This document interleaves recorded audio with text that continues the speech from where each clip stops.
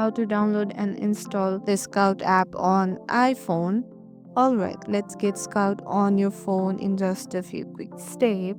Grab your phone and tap the App Store icon. If you can't find it, just swipe down on your home screen and type App Store in the search bar.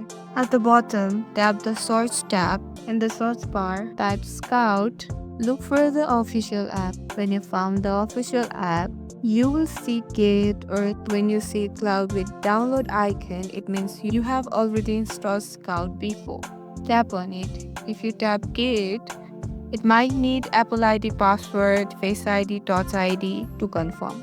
Now sit back, your download is on the way. Once installed, the Gate button will change to open. Tap it. It will launch the app instantly. You can also find it on your home screen afterward. When the app's open, you will see Get Started. Pick the one you prefer and follow the prompt. Add your name, birthday, and password if you are creating new accounts.